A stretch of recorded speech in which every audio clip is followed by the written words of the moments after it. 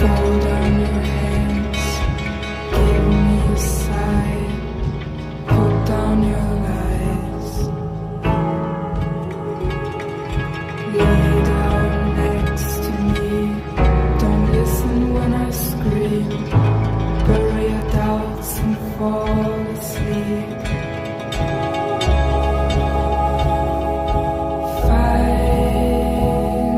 Bismillahirrahmanirrahim. Assalamualaikum warahmatullahi wabarakatuh. Nama saya Muhammad Rafiq. Saya dari kelompok 5, di mana kelompok kami akan membahas mengenai konseling grup untuk anak-anak, remaja, dan pasangan. Untuk lebih lanjutnya, kita akan memulai dengan pembahasan dengan definisi anak-anak. Dari buku ini, yaitu buku grup konseling karya Ed Jacob dan kawan-kawan, beliau mendefinisikan bahwasanya anak-anak ialah individu yang memiliki usia di bawah 12 tahun. Konseling kelompok untuk anak-anak sebagian besar dilaksanakan di sekolahan. Namun tak menutup pula beberapa lembaga mengadakan konseling kelompok untuk anak-anak yang mengalami masalah khusus.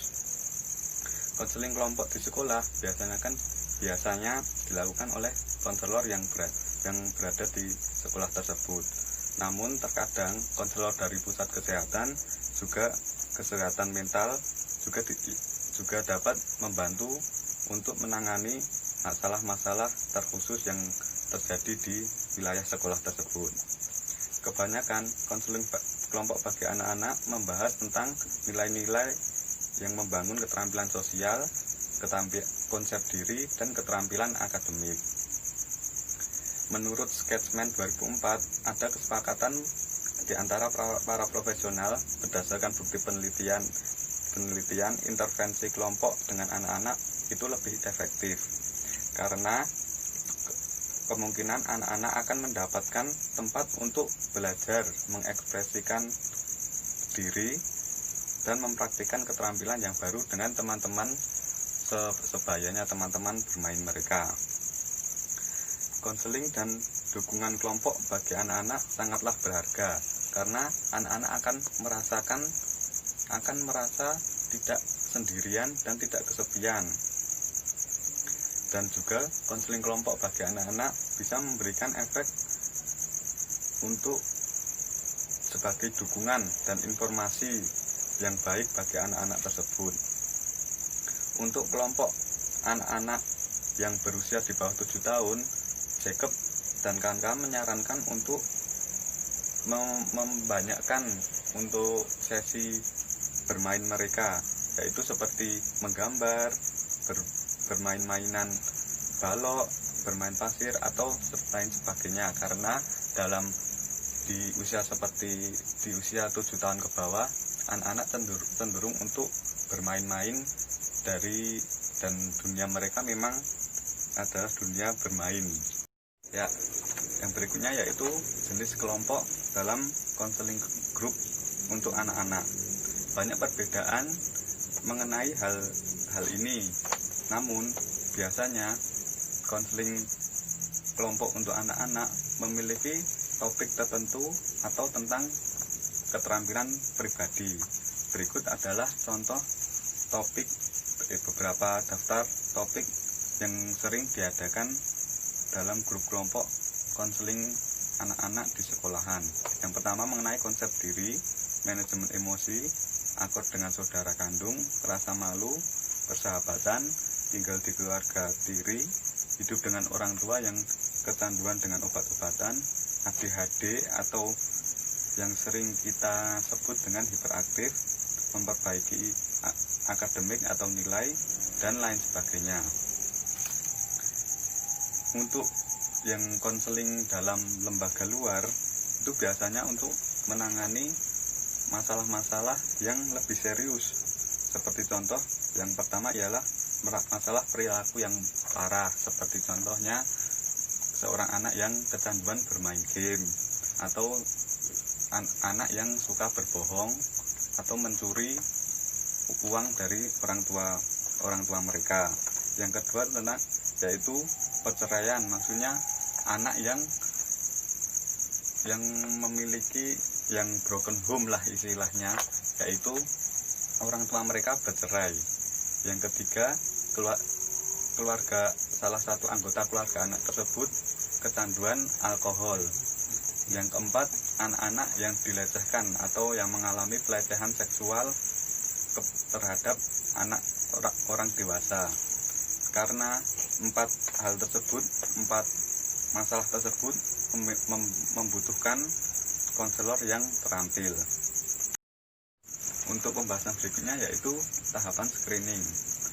Para konselor hendaknya untuk lebih cermat dan teliti dalam men-screening anak-anak untuk membentuk grup dalam membentuk konseling kelompok.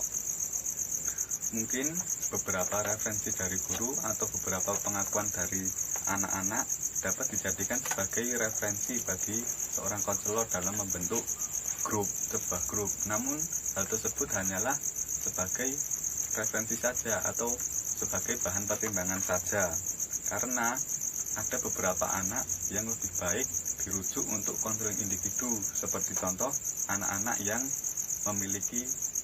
tidak bisa fokus dalam waktu yang lebih lama, ataupun anak-anak yang tidak bisa membagi waktu yang dengan baik dengan orang lain.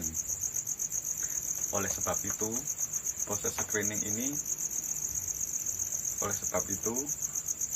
alangkah baiknya jika proses screening ini ditempatkan pada pertama kali pertemuan sebelum proses konseling dilaksanakan. Assalamualaikum warahmatullahi wabarakatuh. Perkenalkan, nama saya Ahmad Mustafa, NIM 181221172. Kali ini saya akan meneruskan untuk bagian ukuran grup. Konseling kelompok anak-anak biasanya lebih kecil dari konseling kelompok remaja dan dewasa, karena rentan perhatian anak sangat perlu perhatian lebih. Ketika ada lebih dari 6 anggota, sulit bagi anak-anak untuk tetap fokus.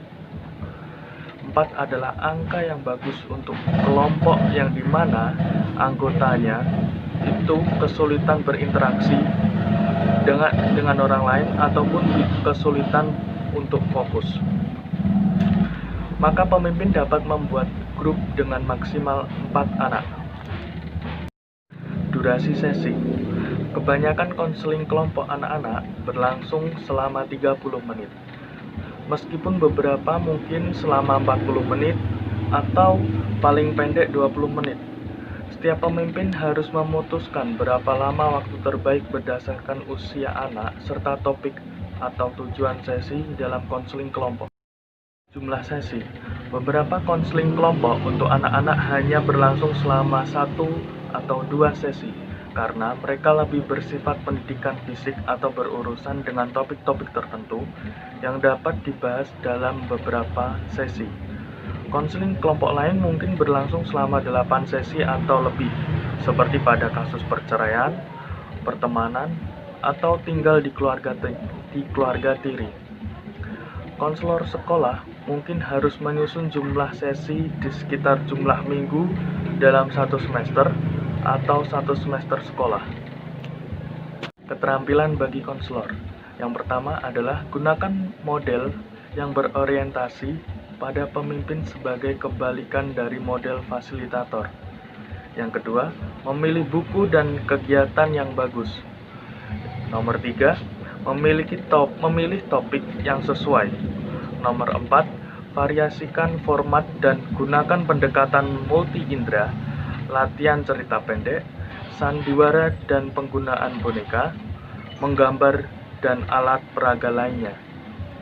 Yang kelima adalah potong dan fokuskan. Maksudnya adalah memotong pembicaraan anak yang tidak penting agar tidak teralihkan fokusnya. Yang keenam adalah gunakan gunakan suara yang antusias saat bekerja dengan anak-anak. Yang ketujuh, kejelasan tujuan membuat anak untuk berpikir. Yang kedelapan adalah pengetahuan khusus untuk setiap jenis kelompok yang berbeda. Pendapat para ahli. Yang pertama adalah Sally. Memotong sangat penting. Anak-anak terus menyela satu sama lain. Saya menemukan bahwa jika saya mengelilingi lingkaran dan memberikan masing-masing giliran berbicara dan kemudian kembali lagi, ini bekerja lebih baik untuk banyak anak yang lebih muda daripada melompat-lompat seperti yang Anda lakukan dengan orang dewasa. Yang kedua adalah Chris.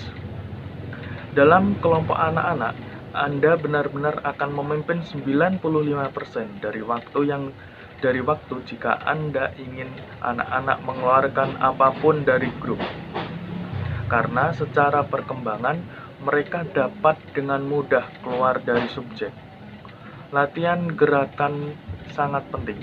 Lebih banyak pengajaran cenderung terjadi dibandingkan dengan remaja atau orang dewasa. Saya menggunakan nomor anggota yang lebih kecil, daripada kelompok dewasa. 6 sudah pasti cukup untuk kelompok SD, bahkan saat anak-anak dapat fokus secara individual untuk periode waktu yang lebih lama 4 anggota dalam kelompok. Yang selanjutnya Dana. Anak-anak sering sekali berpikir keras tentang apa yang ingin mereka katakan dan kapan mereka dipanggil untuk berbicara. Mereka ingin berkontribusi pada apapun itu yang dibicarakan, tapi kemudian mereka lupa untuk mendengarkan baik-baik apa yang orang lain katakan. Saya terus mencoba untuk membuat hubungan di antara keduanya anggota kelompok untuk membuat mereka tetap fokus dan membantu mereka mempelajari beberapa hal dari anggota lain. Misalnya saya sering berkomentar dua anggota sedang mengalami situasi yang sama atau meminta anggota BERS untuk memberikan komentar atau saran tentang apa orang lain kata. Dan yang terakhir adalah dari Earl. Kelompok dengan anak-anak usia 4-6, mereka berbicara melalui tindakan dan interaksi mereka. Banyak waktu dihabiskan untuk bermain. Tujuan yang jelas sangat penting saat memimpin kelompok yang mana anak-anak secara mental akan melayang, melamun, dan bersemangat. Itu adalah bagian dari pengalaman menjadi seorang anak. Tugas saya adalah menyerahkan dan membimbing roh-roh bebas ini menuju tujuan bersama. Ketika saya bekerja dengan anak-anak, saya selalu siap memvalidasi kontribusi mereka dan menggunakannya untuk mencapai tujuan. Assalamualaikum warahmatullahi wabarakatuh. Saya Furqan Kadafi ingin menjelaskan mengenai konseling kelompok untuk remaja. Masa remaja pada usia 12 sampai 19 tahun bisa menjadi masa yang sulit dalam kehidupan seorang anak muda. Grup dapat membantu dengan masalah identitas, masalah seksual, masalah dengan teman, orang tua, dan sekolah. Banyak ahli mengatakan bahwa remaja lebih banyak mendengarkan teman-temannya daripada orang dewasa, sehingga kelompok atau konseling kelompok dapat menjadi sumber belajar atau eksplorasi yang baik. Jenis konseling kelompok remaja terdiri dari dua, yaitu konseling di sekolah dan konseling di lembaga. Konseling di sekolah terdiri dari harga diri atau konsep diri, ketegasan manajemen kemarahan, persahabatan, belajar keterampilan, pendidikan narkoba, penyalahgunaan narkoba, perencanaan pasca sekolah menengah, pencegahan putus sekolah, meningkatkan akademik, perceraian dan masalah keluarga tiri, duka dan kehilangan, pendidikan seks, kencan, masalah gay dan lesbian, kehamilan remaja, ayah ibu remaja, hidup dengan orang kecanduan. Sedangkan konseling di lembaga terdiri dari penyalahgunaan narkoba, korban pelecehan seksual, hidup dengan orang kecanduan, masalah gay dan lesbian, kehamilan, ibu remaja, ayah remaja, membangun harga diri, kehidupan kooperatif untuk pusat perawatan, perumahan, dan rumah kelompok.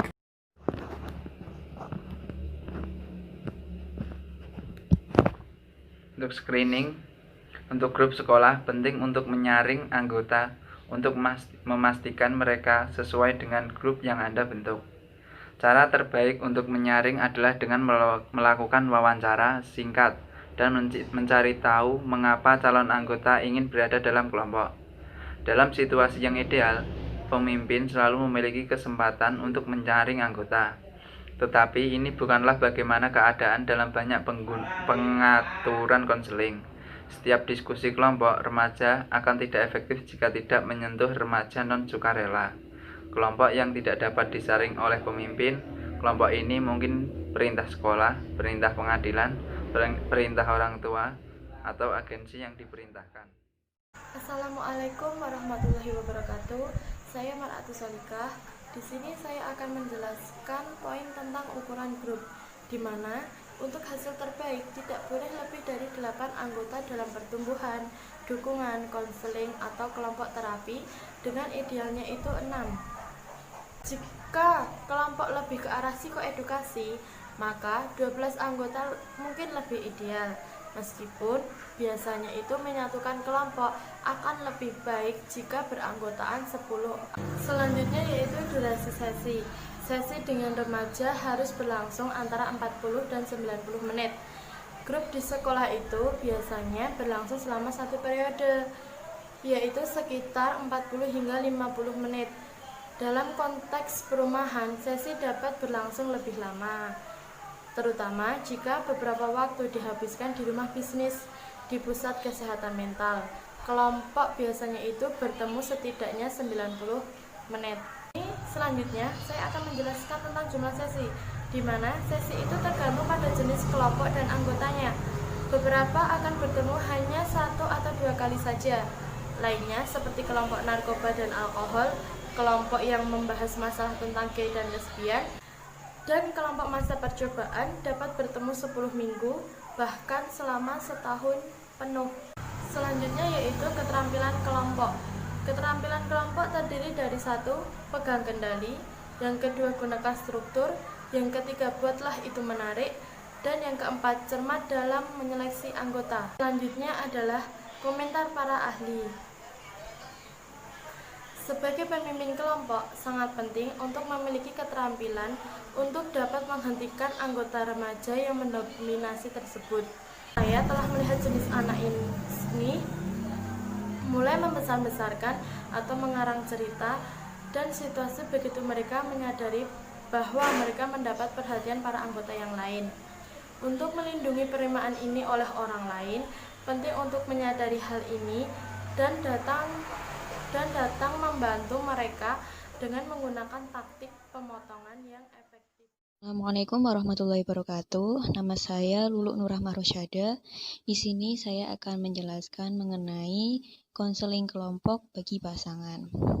Konseling kelompok bagi pasangan ini memiliki beberapa jenis kelompok, yaitu mengenai jenisnya, yaitu melibatkan pasangan kelompok pengayaan perkawinan, pasangan gay dan lesbian, pasangan antaras, dan pasangan lintas agama. Nilai dari kelompok-kelompok ini terletak pada mendengarkan apa yang pasangan lain hadapi dan lakukan dalam menyelesaikan berbagai masalah dalam hubungan mereka. Jadi dalam suatu kelompok itu, mereka akan mendengarkan permasalahan yang dialami oleh pasangan lain dan mendengarkan bagaimana mereka menyelesaikan suatu permasalahan tersebut. Lalu kelompok pasangan ini biasanya dilakukan di pusat kesehatan mental, pusat perawatan atau gereja. Kelompok gereja sebagian besar merupakan tipe pengayaan, sedangkan pengaturan lainnya fokus pada pengayaan, dukungan, dan kelompok terapi. Jadi perbedaannya di sini adalah di gereja itu hanya diberikan pengayaan, tapi kalau di pusat terapi mental biasanya akan diberikan kelompok terapi dan dukungan bagi mereka, seperti itu. Jenis konseling kelompok bagi pasangan terbagi menjadi 2, yaitu pengayaan dan kelompok pendukung. Lalu Yang kedua adalah kelompok terapi. Yang pengayaan dan kelompok pendukung itu terbagi menjadi komunikasi, hidup dengan perbedaan agama, hidup dengan perbedaan ras, pernikahan dengan berkarir ganda, selamat dari kehilangan seorang anak, tinggal bersama orang tua dengan penyakit Alzheimer atau pikun, demensia, hidup dengan anak yang bergantung secara kimiawi, tinggal dengan orang tua anak atau orang lain yang sakit jiwa, hidup di dunia dengan berprasangka buruk, hidup sebagai pasangan gay atau lesbian. Lalu yang bagian 2 adalah kelompok terapi, di mana yaitu yang pertama pasangan yang dilecehkan, penyembuhan dari lingkungan, penyembuhan luka masa kecil, hubungan tahap 2 dimulai, hubungan baru setelah pemulihan, kerja intensif akhir pekan. Nah, seperti itu. Ini merupakan masalah-masalah yang dialami suatu kelompok pasangan yang ada di dunia ini. Tahap selanjutnya konseling kelompok pasangan yaitu screening. Dari screening ini tuh melalui wawancara, pemimpin dapat menginformasikan pasangan tentang tujuan dan menilai kebutuhan individu dan bersama. Dengan bertemu dengan pasangan dan masing-masing pasangan secara individual dan bersama. Dengan bertemu dengan pasangan masing-masing atau pasangan secara individual, pemimpin dapat memperoleh perspektif yang lebih luas tentang hubungan tersebut. Seringkali selama screening terbukti bahwa salah satu pasangan membutuhkan terapi intensif dalam pengalaman kelompok pasangan. Jadi biasanya dalam sesi screening ini hanya terlibat satu orang pasangan yang datang dalam konseling kelompok, maka di sini kurang pas. Jadi pemimpin dapat menginformasikan bahwa yang datang tuh harusnya pasutri atau dua-duanya dua orang yang terlibat agar memperlihatkan perspektif yang berbeda, di mana kita akan tahu siapa yang membutuhkan terapi intensif daripada kalau kita hanya melihat dari perspektif satu orang. Jadi kita harus namanya konseling kelompok harus mendatangkan dua orang, apalagi pasangan itu dibangun dari dua orang, seperti itu. Ukuran grup dalam konseling kelompok pasangan ini biasanya bervariasi tergantung pada formatnya. Beberapa dilakukan dalam kelompok besar yang terdiri dari 10-12 pasangan. Untuk kelompok yang lebih pribadi, biasanya tidak lebih dari 5 pasangan yang dipilih setiap orang untuk berbagi pikiran dan perasaannya. Jadi, ukuran grupnya itu bervariasi juga. Tapi kalau ingin yang lebih yang formatnya besar, bisa sampai 10-12 pasangan. Jika ingin yang lebih pribadi, biasanya tidak lebih dari 5 pasangan, karena mereka hanya ingin berbagi pikiran sama perasaannya itu pada orang yang tertentu saja, orang sedikit saja, seperti itu. Terima kasih. Perkenalkan, nama saya Nur Latifah, NIM 181221193. Kemudian saya akan melanjutkan presentasinya. Yang selanjutnya ialah panjang dan jumlah sesi kelompok pasangan. Format untuk sesi kelompok pasangan ini dapat bervariasi dan dapat diperpanjang, bisa selama sehari penuh atau di akhir pekan. Hal ini bertujuan untuk memberikan waktu bagi klien untuk lebih mengeksplorasi hubungan mereka dan untuk bekerja lebih intens pada sebuah masalah. Format sesi kelompok mingguan atau 2 mingguan ini juga dapat digunakan dalam kelompok pasangan. Kemudian yang selanjutnya ialah keterampilan konselor. Jadi dalam konseling kelompok itu ada beberapa tantangan khusus yang harus dihadapi oleh konselor, terutama pada kelompok pasangan yang kompleks. Jadi seorang konselor itu memerlukan beberapa keterampilan. Jadi keterampilan yang pertama ialah memahami macam-macam masalah yang mungkin timbul. Jadi dalam terapi menghadapi kelompok ini, mungkin anggota pasangan memiliki agenda yang berbeda ketika menghadiri sesi konseling ini. Misalnya, ada anggota pasangan yang menginginkan untuk memperbaiki hubungan mereka, tapi di sisi lain ada juga yang ingin merundingkan perceraian. Kemudian keterampilan yang kedua ialah pemahaman tentang teori konseling. Konseling kelompok pasangan ini, seorang konselor lebih sering menggunakan teori analisis transaksional. Hal ini dikarenakan teori analisis transaksional sangat baik untuk memahami dan menjelaskan transaksi antar pasangan. Yang ketiga, pengetahuan tentang berbagai jenis latihan pasangan. Hal ini berguna bagi kelompok pasangan untuk saling berbagi cerita dengan anggota kelompok pasangan yang lain. Latihan semacam itu sangat bermanfaat karena dapat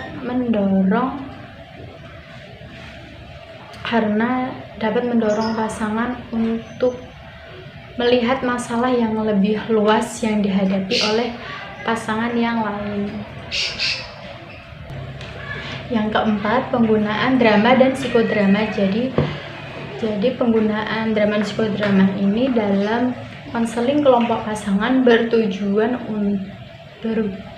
atau berguna untuk memahami emosi yang lebih dalam. Jadi yang kelima, bekerja dengan pasangan yang memiliki kebutuhan khusus. Nah, contohnya pada pasangan yang gay atau lesbian. Jadi seorang konselor harus mengetahui dan memahami masalah khusus yang dihadapi pasangan tersebut.